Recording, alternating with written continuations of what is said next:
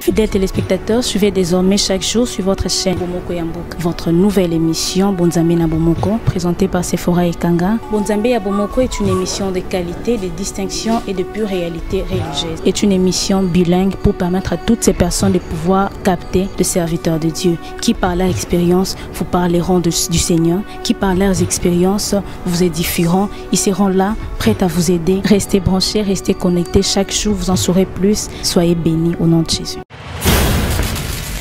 Dieu, j'aimerais insister. Autant naître de mon père et de ma mère a une grande puissance, faisant même que je sois un si beau bébé, mais avec des années, l'orgueil, la haine, ces choses vont se manifester en moi parce que c'est qu'ils m'ont donné tellement puissant. Mais je crois davantage que la nature de Christ qui m'est donnée lorsque je me convertis a plus de force et de puissance que ce que j'ai reçu de mon père.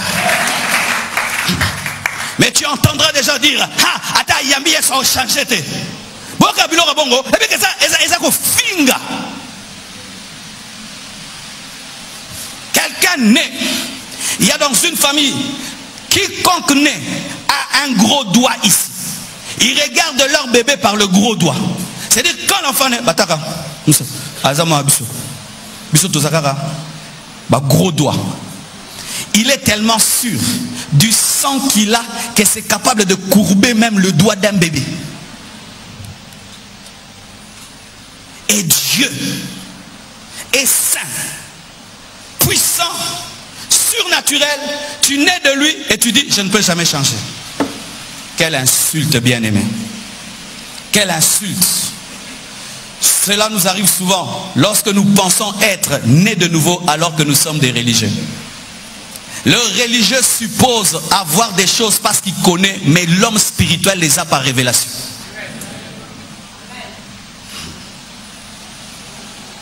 C'est une naissance spirituelle. Une naissance spirituelle au-delà de ta naissance physique par ton père, par ta mère. C'est la vraie naissance, dite vraie naissance.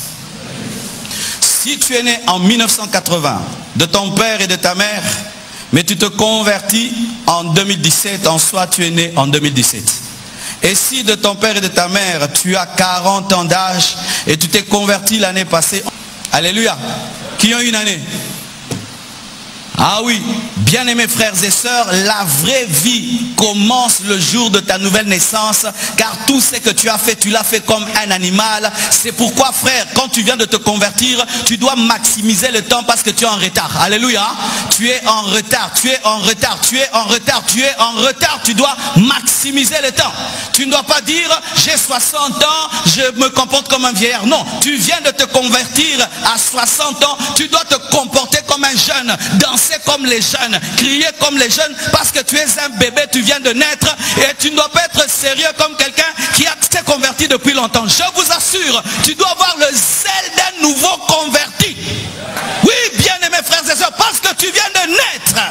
Voyez comment les bébés qui naissent font du bruit tout le temps, et même si tu as 70 ans, quand tu te convertis, du bruit tout le temps, du bruit tout le temps. C'est, bien aimé, ça la vraie naissance qui engendre la vraie vie. Et sachez ceci, si pour la naissance physique il faut avoir des signes de viabilité, pareil aussi pour la naissance spirituelle. Chaque fois qu'un enfant naît, la mère attend que vienne le pédiatre parce que le pédiatre doit ausculter l'enfant pour savoir qu'il sera viable et ne sera pas un parasite. Il regarde sa peau, regarde ses pieds, regarde sa tête, son cœur et tout le reste pour savoir si cet enfant sera viable ou il doit rester dans une couveuse qui soit entretenue, fortifiée pour qu'il ne puisse pas devenir un poids pour la société. Et certains médecins arrivent même à faire des échographies avant même la naissance de l'enfant pour savoir si ce ne sera pas un monstre. Et certains médecins, et je n'encourage pas ça, mais je dis ce qui arrive, arrivent même à tuer un enfant dans le sein maternel s'il trouve qu'il a 3 têtes, il a 10 pieds, il est mal formé, fatigué, il ne saura pas vivre, son cœur ne fonctionne pas bien, son cerveau. Ils disent au lieu que cette famille souffre, ils tuent l'enfant dans le ventre de sa mère, afin que cet enfant ne fasse pas souffrir, car selon leurs principes de médecine, il y a certains paramètres à respecter pour qu'on dise qu'un enfant est un enfant. Pareil aussi, bien-aimé, pour ce qui est de la nouvelle naissance. Je crois qu'avant que Nicodème ne rencontre Jésus-Christ, il pensait que tout allait bien pour lui entre lui et Dieu. Jusqu'à ce que Jésus-Christ lui dise, il faudrait que tu naisses de nouveau pour entrer dans le royaume des cieux. Car lui pensait qu'il pouvait entrer dans le royaume des cieux par le fait seulement qu'il était un docteur de la loi. Et beaucoup de frères et sœurs venant à l'église ont des mauvais paramètres de viabilité de leur nouvelle naissance. Ils pensent que s'ils vont à l'église, ça fait qu'ils sont nés de nouveau. Bien aimé, aller à l'église n'est pas un signe de nouvelle naissance, parce que prendre un taxi et puis aller à l'église et s'asseoir, c'est facile. Alléluia. Est-ce que c'est difficile? Oh non, c'est pas difficile de faire 2 heures du temps assis sur une chaise, écouter quelqu'un et dire amen. Alors ne parlons pas bien. Et écoutez un terme que nous avons lorsque nous allons évangéliser, nous posons la question, est-ce que tu pries? Amen. Hein? Est-ce que tu pries? Est-ce que tu vas à l'église? Bien aimé, c'est une mauvaise manière d'évangéliser. Il ne faut pas dire à quelqu'un, est-ce que tu pries ou tu vas à l'église? Parce qu'aller à l'église et prier ne sont pas les signes d'être viable. Un enfant peut naître, tout est en place. Et si tu penses que l'enfant est né et donc il est vivant, tu te trompes. Il faudrait entendre le cœur et sa respiration pour savoir qu'il est viable. Et ce n'est pas parce que quelqu'un vient à l'église qu'il est né de nouveau. Ce n'est pas parce que quelqu'un peut prendre 2 heures du temps en train d'écouter un orateur qu'il est né de nouveau. Et certains d'entre nous, sur cette base, font des alliances, même de mariage. Pourquoi tu l'épouses? Il va à l'église. Il demande à un homme, si tu veux m'épouser, tu dois venir à l'église. Moi, je vais à l'église, tu dois venir à l'église. Eh bien, le païen, il commence à venir à l'église pendant 6 mois. Et puis tu dis, donc, comme il vient à l'église, je l'épouse. Bien aimé, venir à l'église n'est pas un signe de nouvelle naissance. Sinon, le Congo serait changé, transformé. Les mêmes qui viennent à l'église, il faut voir comment ils se comportent aux aéroports, au beach. Il faut voir comment ils se comportent. Donc, aller à l'église, bien aimé, n'est pas un signe de nouvelle naissance. Nicodème s'approchait de la loi, il s'approchait de la parole, mais il n'était pas né de nouveau. Alors, si tu penses que parce que tu es venu ce dimanche à l'église, ça fait de toi un né de nouveau, tu te trompes. Prier même n'est pas le signe d'être né de nouveau, parce que quand on a des problèmes, on prie. Quand j'étais païen, je priais quand j'avais des problèmes, je priais. Jésus-Christ pour moi n'était pas un ami, Jésus-Christ pour moi n'était pas quelqu'un d'important, mais j'avais eu une habitude de le prier aussi. Qu'est-ce qui révèle à quelqu'un comme un médecin qui peut vérifier le pouls d'un enfant, vérifier son cœur et tout, qui révèle que quelqu'un est né de nouveau? Les choses dont je vais parler, ce ne sont pas des choses que tu vas faire l'effort de faire et d'avoir. Non, ce sont des choses que tu as dès que tu as vécu le miracle. Je donne un exemple. Un aveugle qui voit, n'est-ce pas? Est-ce que tu vas lui dire encore voix? Il va te dire, je vois. Quelle couleur? Rouge, bleu, n'est-ce pas? Un paralytique qui marche, il marche. Un mort qui ressuscite, il est vivant. Et quelqu'un qui est né de nouveau, il est né de nouveau. Quand maintenant, comme il y a une conversion à Matinda, ça révèle une chose, les gens ne sont pas nés de nouveau, ce sont des religieux. Des religieux. Bien aimés, depuis que je suis chrétien, on ne m'a jamais poussé à aller à l'église pour servir Dieu. Mais il faut qu'on t'appelle frère, Ozangaki, frère, Oya Isus, frère Mikona, ça qui vaut les bouts. Mais jamais on t'a exhorté pour déjeuner, pour manger, jamais. Voici la première chose qui révèle qu'une personne est née de nouveau. Elle a la révélation de Jésus-Christ.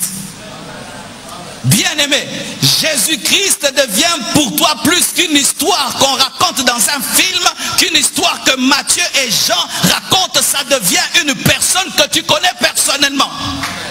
Tu ne parles plus de Jésus comme un Congolais parle de Barack Obama, mais tu parles de Jésus-Christ comme quelqu'un qui est la femme d'Obama. Oh, alléluia. Bien-aimé, la première chose que Jésus-Christ fait dans ta vie quand tu nais de nouveau, il se révèle à toi. Il se révèle à toi comme le mari se révèle à son épouse. Est-ce que tu connais?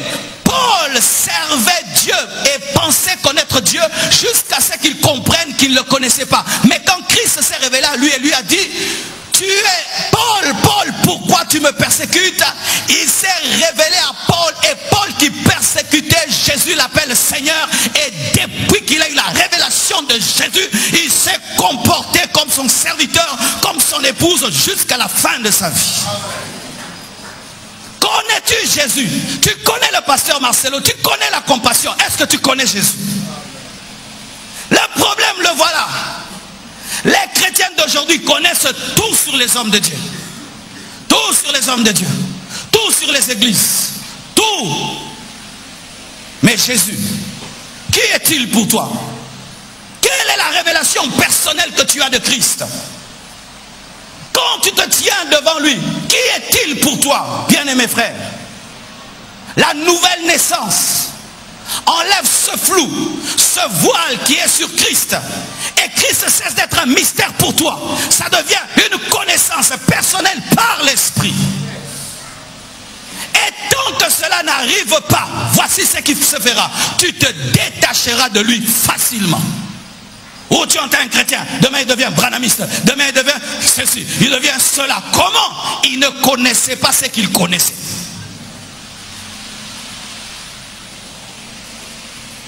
Paul persécutait l'église, pensant servir Dieu. Et je t'assure, si tu ne connais pas Christ, tu persécuteras l'église, pensant servir Christ. Tu feras des choses, tu penses qu'elles sont bonnes, alors que tu maltraites celui que tu penses servir.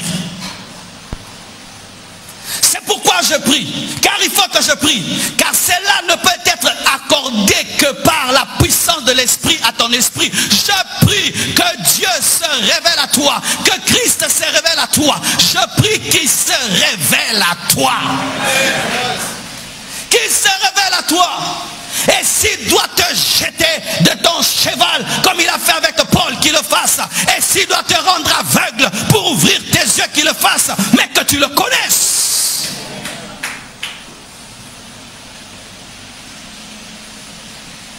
Si jusque-là, tu te dis chrétien, sans connaître Christ, tu n'es pas chrétien.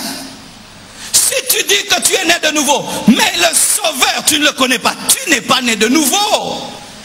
Écoutez les gens maintenant, ils prient, ils connaissent que les démons. Mais connaître les démons ne sauve pas. Connaître les démons ne sauve pas. Je répète, connaître les démons ne sauve pas. Connaître les liens ne sauve pas. Connaître les liens ne sauve pas. C'est la connaissance de Christ qui sauve. C'est la connaissance de Christ qui sauve. C'est la connaissance de Christ qui sauve. Si tu connais les démons, tu vas être paranoïaque. Si tu connais les démons, tu vas haïr les sorciers. Mais si tu connais Jésus-Christ, tu vas pardonner aux sorciers. Tu n'auras pas peur des démons. Tu n'auras pas peur des puissances des ténèbres. Si tu connais l'église, tu seras capable de diviser l'église. Tu seras capable de mourir pour l'église, mais incapable de mourir pour Jésus. Bien-aimés frères et sœurs, et cela n'est possible que si une personne s'approche de lui sans distraction. C'est pourquoi ne venez pas à l'église pour boba là. Oui, l'église c'est pour voyager. Tu auras la révélation. Mais tu peux venir chez moi. Je n'ai pas le temps de te recevoir, mais je peux te donner quelque chose. Je vais envoyer papy te donner. Ce n'est pas parce que tu as reçu quelque chose de moi que nous sommes rencontrés. Car il est possible que tu viennes chez moi. J'ai le temps pour mes amis, mais toi, comme tu viens de demander, j'envoie mon travailleur te donner ton argent puis tu pars. Mais toi, tu vas présenter l'argent que tu as reçu de moi. Mais est-ce que tu m'as vu? Est-ce que tu m'as vu? Tu ne m'as pas vu. Frères et sœurs, être béni n'est pas toujours le signe que tu le connais. Peut-être que vous avez trop maquillé le moboulou. Après, si on a rapporté le kimia. Je vous dis la vérité. Tous les jours, Seigneur donne-moi, Seigneur donne-moi, Seigneur donne-moi. Mais cherche à me connaître, Seigneur donne-moi, Seigneur, mais cherche à me connaître, Seigneur donne-moi, Seigneur donne-moi. Donnez-lui. Oh, voyez frère, quand on demande Dieu, premier principe, deuxième principe, quatrième principe, cinquième principe, voyez quoi tu connais Dieu. Toi tu connais Dieu, tu connais pas Dieu, tu connais sa main, mais sa face tu l'as jamais vue.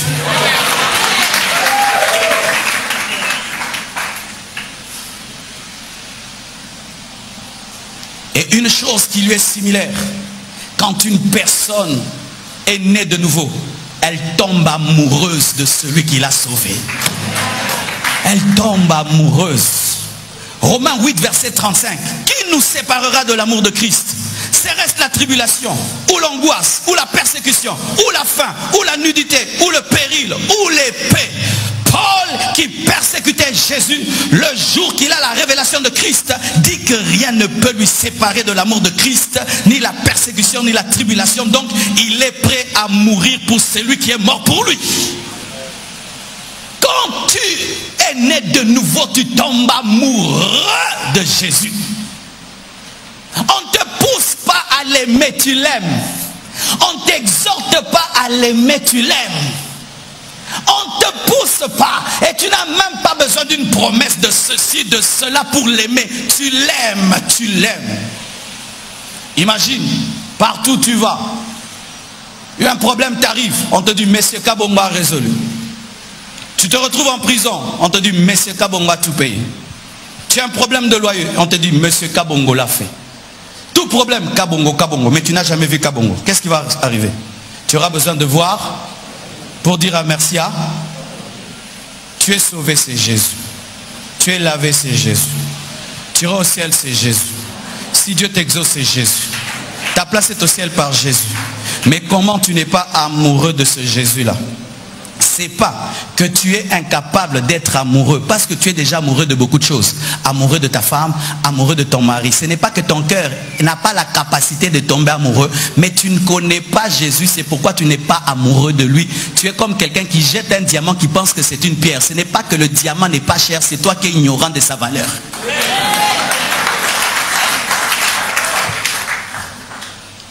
Un supporter de Renaissance, que Renaissance gagne ou pas, il ne change pas de varese, il ne change pas de jaune, vert, blanc. Même s'ils ont perdu 5-0, il continue à porter la varese. Même s'il est triste, il n'abandonne pas Renaissance. Donne-moi la main, je vais parler. Mais il a payé pour voir Renaissance perdre. Amen. Hein? Mais il dit, mais demain il va encore encourager. Mais toi, si la bénédiction tarde, j'abandonne Jésus. Je t'assure, un supporter de Renaissance doit t'exhorter, t'enseigner sur l'amour, parce que lui, il a plus d'amour pour son équipe que toi. Il a plus d'amour. Je n'aime pas Jésus quand il m'élève, quand il me bénit. Et un supporter de Barcelone ne peut pas me dépasser. Bien aimés frères et sœurs, je continue à l'aimer parce que je le connais, je le connais, je le connais, je le connais, je le connais. Je ne vais pas changer d'équipe, je ne vais pas changer de maillot, je ne vais pas changer de couleur. Qui nous séparera de l'amour de Christ?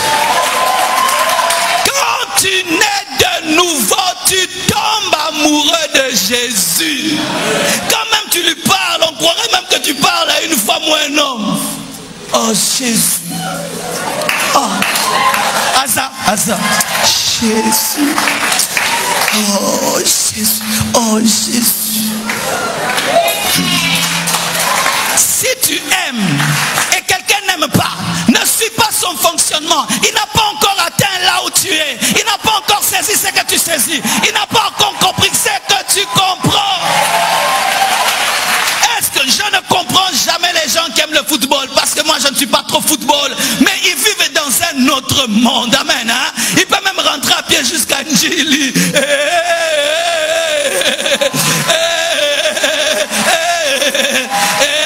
Et moi, Jésus, Jésus, Jésus, Jésus, Jésus, Jésus, Jésus. Il parle de Ronaldinho, il n'a jamais vu Ronaldinho. Ils se sont jamais salués. Mais comme il aime l'équipe, il aime aussi. S'il feinte, lui aussi feinte. S'il dribble, il dribble. S'il lobe, il lobe. Tel il est, tel nous sommes. Bien-aimés frères, si tu es né de nouveau, tu aimeras, tu l'aimeras. Tu ne l'aimes pas parce que tu n'es pas né de nouveau. Tu es un religieux parmi nous. Yango Fonsaka, toi adoré. Oh, comment il pleure. Mais comment ils sont? L'adoration a pris pris du temps. On a débordé. C'est l'heure de la parole. Toi, tu es devenu l'arbitre du culte. C'est l'heure de la parole, pasteur. On a beaucoup adoré. C'est l'heure de la parole. Mais quand tu causes avec ta femme, hein, tu ne regardes jamais le temps. Quand tu es avec tes amis, tu ne regardes jamais le temps. Quand tu es dans 2 séries, 3 séries, 4 séries de films, hein, tu ne regardes pas le temps. Mais quand on adore, c'est l'heure de la parole. On a débordé de 10 minutes.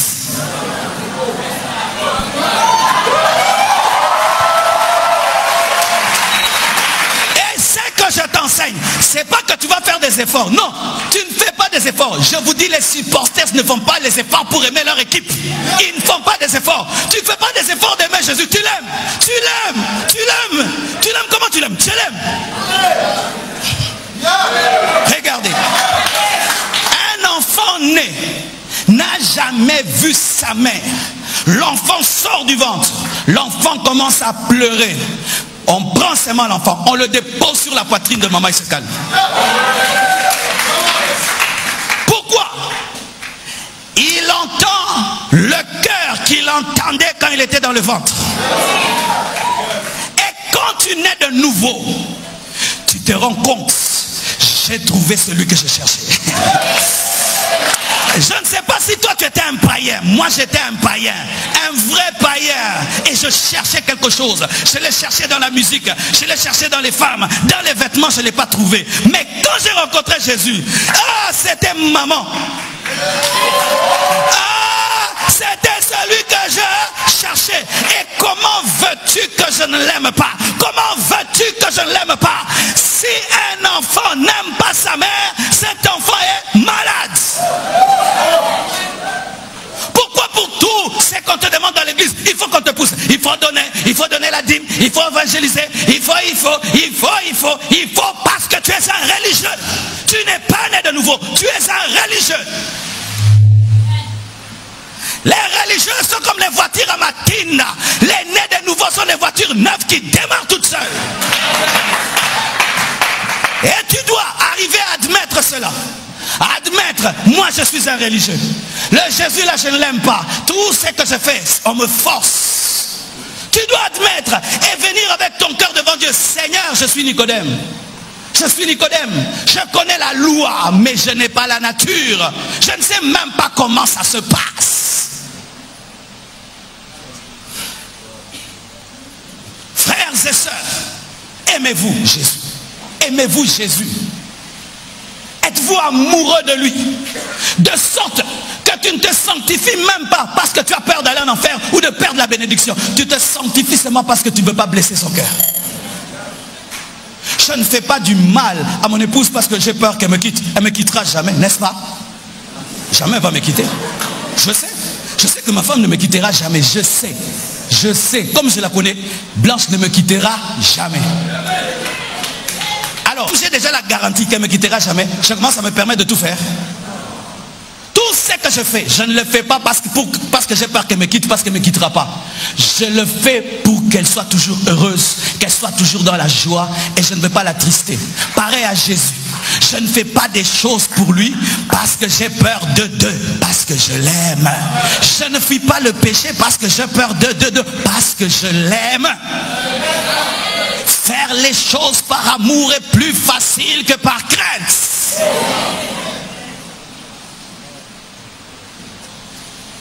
Alléluia. Et je vous assure, quand tu es le pasteur des nés de nouveau, le ministère devient facile. Quand tu es le pasteur des religieux, aïe aïe aïe. Quand tu es pasteur des religieux, ils connaissent Dieu qu'avec la tête, sans le cœur, tu souffriras. Ce seront des lourdons que tu vas toujours traînailler. Faites bien aimé. C'est comme Jésus-Christ avant la Pentecôte avec les disciples. C'est comme Jésus-Christ avec des Pierres inconvertis, avec des Matthieu, des Judas. Mais quand la Pentecôte est venue, Jésus n'était pas physiquement. Qu'est-ce qu'ils ont fait? Plus que ce qu'il a fait quand il était là.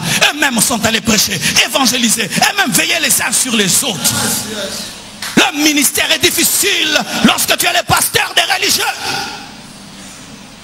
Mais quand tu es le pasteur des enfants de Dieu, aïe aïe aïe, lui-même est leur pasteur, lui-même les gère, lui-même les guide, lui-même les nourrit. Toi tu pousses un tout petit peu.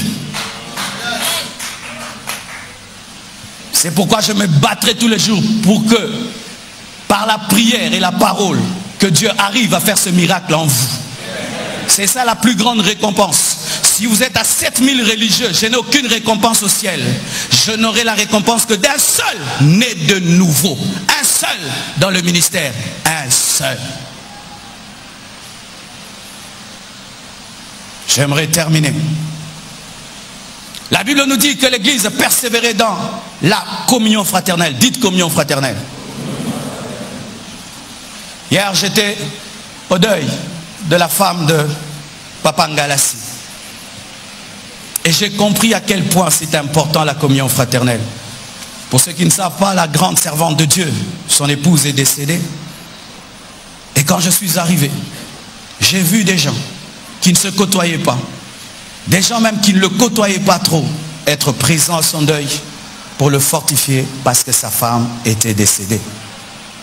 Et j'ai pu lire dans son cœur qu'il se sentait bien de voir au deuil à son deuil tel homme de Dieu, tel autre. Des fois même, ils ne prêchent pas les mêmes choses, ils n'enseignent pas les mêmes choses, ils ne croient pas toujours les mêmes choses. Mais là, c'était la famille. Notre frère a perdu sa femme. Nous mettons de côté nos doctrines, nos convictions, nos querelles. Notre frère est éprouvé. Là, ce n'était pas le ministère, prêcher, enseigner. C'était la vie chrétienne. Frère, quand tu es né de nouveau, tu aimeras les autres nés de nouveau. Comment tu peux naître dans une famille? Tu trouves des grands frères et tu as de la haine pour eux. Regardez, même selon la nature, tu as un seul enfant, tu lui donnes tout l'amour. Quand tu as le deuxième, il fait la place au deuxième, n'est-ce pas? Tu as le troisième, les deux font la place à l'autre. De sorte qu'un enfant, même s'il est gâté, il arrive des fois à un moment, il dit à ses parents, donnez-moi un petit frère, n'est-ce pas? Donnez-moi un petit frère. Et quand le petit frère arrive, tu vois, il est païen, il ne connaît pas Dieu, mais il donne de la place à son frère. Comment tu peux aimer ton frère? Le sang. Je regarde mon frère Olivier qui est là. Rien que de savoir qu'il a le même père et la même mère que moi, je l'aime. Je n'ai pas besoin qu'il soit ceci, qu'il soit cela. Comme il a le même sang que moi, automatiquement, je ressens un amour que je ne force pas directement vers lui. N'est-ce pas? Pareil aussi. Quand tu nais de nouveau, sans forcer, si seulement quelqu'un te dit qu'il est né de nouveau, tu l'aimes. Tu l'aimes. Tu l'aimes. Tu es chrétien. Moi aussi. Tu as reçu Jésus. Moi aussi. Qu'est-ce qu'il a fait dans ta vie? Il a fait ceci. Tu l'aimes. Nous avons le même papa. Ce n'est pas normal qu'à l'église, mes frères, nous ayons un groupe des riches et un groupe des pauvres. Un groupe d'analphabètes et un groupe d'intellectuels. Et qu'il y ait des gens, des non-intégrés à l'église, qui après le culte s'en vont comme si on les a chassés. Ils n'ont que comme relation le pasteur. Bien aimé, lorsque tu pries à l'église et que tu n'as qu'une relation avec le pasteur, l'église c'est l'université, l'église n'est pas une famille. Moi je suis venu pour le prédicateur, j'écoute la parole et puis moi je m'en vais. Moi dans cette église, je vais seulement, j'écoute la parole et puis je me lève et puis je m'en vais. Oh mon amour, ça danger, ça grave. C'est comme si tu as un enfant qui est dans la maison. Et moi, je ne mange pas avec eux. Moi, je ne cause pas avec eux. Moi, je suis toujours dans mon coin, dans cette maison. Est-ce que c'est un enfant normal? Aimez-vous. Aimez-vous. Et quand tu es né de nouveau, tu aimeras. Tu aimeras. Qu'il soit de ta tribu ou pas, qu'il soit riche ou pauvre, tu aimeras. Le bonheur de ton frère est ton bonheur. Son malheur est ton malheur. Tu pleureras avec celui qui pleure et tu te réjouiras avec celui qui se réjouit. Quand Dieu élève quelqu'un, tu seras heureux. C'est ton frère qui est élevé. Si on dit seulement à la télévision, on dit Olivier Tounassi est devenu ministre. Ah, je vais danser. Alléluia, Olivier est devenu ministre. Mais c'est pas toi. Ah, Olivier est devenu ministre. Pourquoi? C'est mon sang. Mais pourquoi l'église, quand un frère est élevé, on est jaloux? Parce que nous ne sommes pas des frères. Nous ne sommes pas nés de nouveau. Nous sommes des religieux. Pourquoi lui, s'il devient ministre, je suis heureux, mais si toi, mon frère, tu deviens ministre, je suis jaloux? Parce que nous ne sommes pas nés de nouveau. Une conversion qui ne résiste pas au test de l'amour n'est pas une conversion. Parce que Dieu est amour. Tu ne peux pas rencontrer Dieu et tu n'aimes pas ton frère bien-aimé. C'est la première chose que Dieu te donne. Avant ma conversion, j'étais un snob. Je choisissais avec qui causer, avec qui parler, avec qui manger. Et quand j'ai donné ma vie à Jésus-Christ par une apparition de Christ, j'ai voulu choisir une église selon moi. L'Esprit m'a dit, non Marcelo, tu ne vas pas prier dans cette église-là des riches et des intellectuels. Tu prieras dans cette église à côté avec ce pasteur analphabète et ces pauvres. Tu prieras là parce que eux aussi sont tes frères. Pourquoi tu vas payer le transport pour aller si loin? Tu pries là. C'est là que j'ai compris une chose, mon frère, que quand quelqu'un a le même esprit que toi, qu'il soit analphabète, qu'il soit d'une famille pauvre, ton esprit est à l'aise avec lui parce que vous avez le même papa.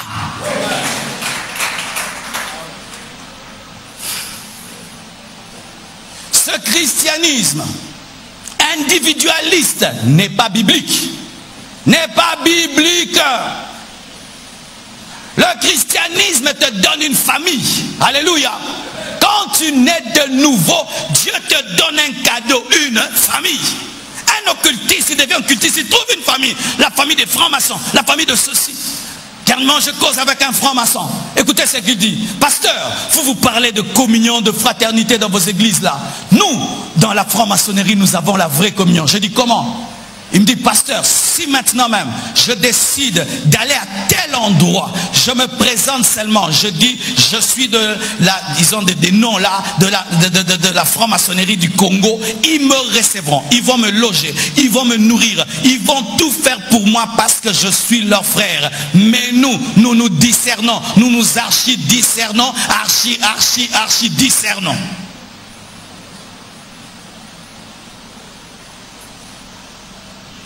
Je termine.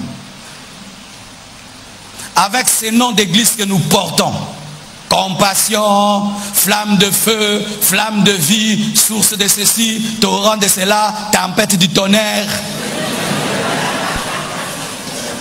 Tu es comme un Dragon Ball.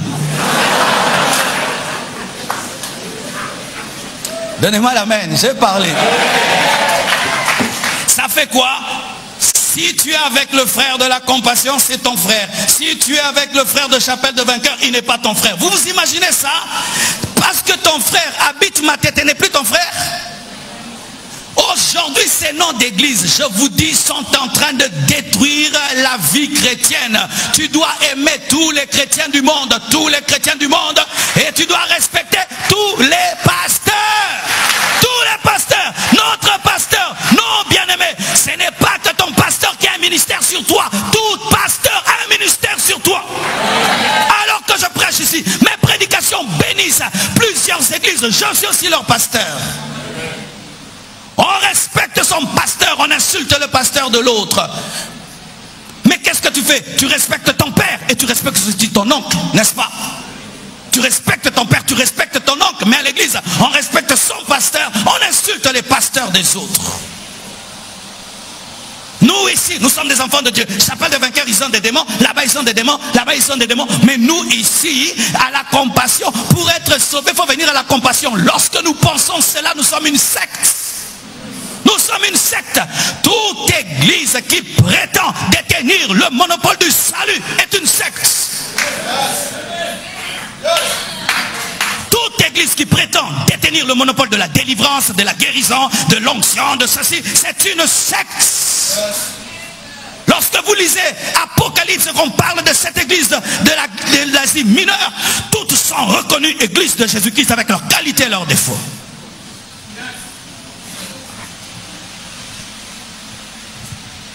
Alléluia. Ça me fait de la joie quand je vois un frère de la compassion, très ami avec un frère de Philadelphie. C'est ça.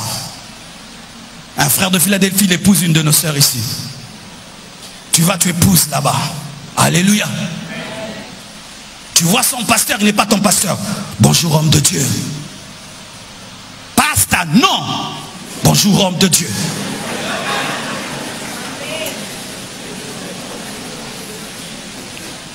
Je vous assure, je viens dans certains endroits bien-aimés où on te respecte plus que même tes propres fils spirituels. D'où je viens là-bas. Quel respect! Tu ne lui as jamais prêché, tu ne l'as pas baptisé, rien du tout, mais il te respecte à un niveau, tu sens qu'il a été enseigné, que l'homme de Dieu, c'est l'homme de Dieu. Pas seulement son pasteur.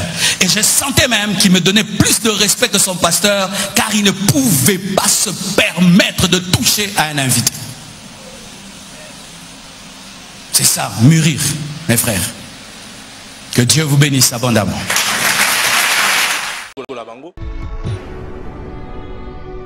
Fidèles téléspectateurs, suivez désormais chaque jour sur votre chaîne Bomoko Yambouk, votre nouvelle émission Bonzambe na Bomoko, présentée par Sephora Ekanga. Bonzambe ya Bomoko est une émission de qualité, de distinction et de pure réalité religieuse. C'est une émission bilingue pour permettre à toutes ces personnes de pouvoir capter le serviteur de Dieu, qui par leur expérience vous parleront du Seigneur, qui par leurs expériences vous édifieront. Ils seront là, prêts à vous aider. Restez branchés, restez connectés. Chaque jour, vous en saurez plus. Soyez bénis au nom de Jésus.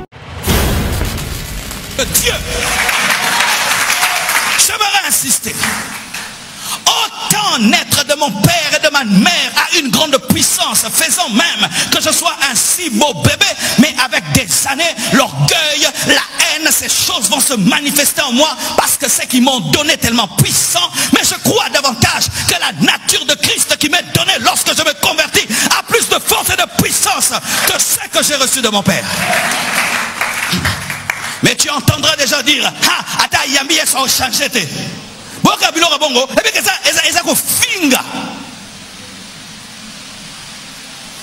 Quelqu'un né, il y a dans une famille, quiconque né a un gros doigt ici. Ils regardent leur bébé par le gros doigt. C'est-à-dire quand l'enfant naît, bataka, azama biso, biso tozakara, ba gros doigt. Il est tellement sûr du sang qu'il a que c'est capable de courber même le doigt d'un bébé. Et Dieu est saint, puissant, surnaturel. Tu nais de lui et tu dis je ne peux jamais changer. Quelle insulte, bien-aimé. Quelle insulte. Cela nous arrive souvent lorsque nous pensons être nés de nouveau alors que nous sommes des religieux. Le religieux suppose avoir des choses parce qu'il connaît, mais l'homme spirituel les a par révélation.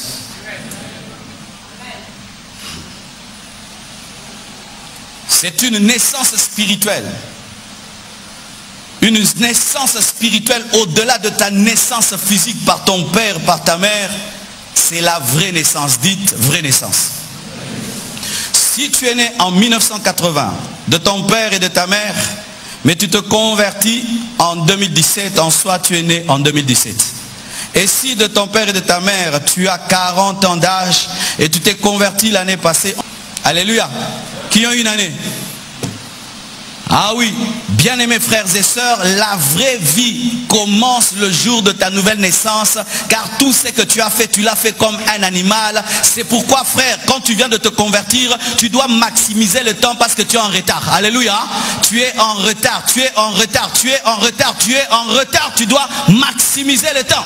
Tu ne dois pas dire, j'ai 60 ans, je me comporte comme un vieillard. Non, tu viens de te convertir à 60 ans, tu dois te comporter comme un jeune, danser comme les jeunes, crier comme les jeunes, parce que tu es un bébé, tu viens de naître et tu ne dois pas être sérieux comme quelqu'un qui s'est converti depuis longtemps. Je vous assure, tu dois avoir le zèle d'un nouveau converti. Oui, bien aimés frères et sœurs, parce que tu viens de naître. Voyez comment les bébés qui naissent font du bruit tout le temps, et même si tu as 70 ans, quand tu te convertis, du bruit tout le temps, du bruit tout le temps. C'est, bien aimé, ça la vraie naissance qui engendre la vraie vie. Et sachez ceci, si pour la naissance physique il faut avoir des signes de viabilité, pareil aussi pour la naissance spirituelle. Chaque fois qu'un enfant naît, la mère attend que vienne le pédiatre parce que le pédiatre doit ausculter l'enfant pour savoir qu'il sera viable et ne sera pas un parasite. Il regarde sa peau, regarde ses pieds, regarde sa tête.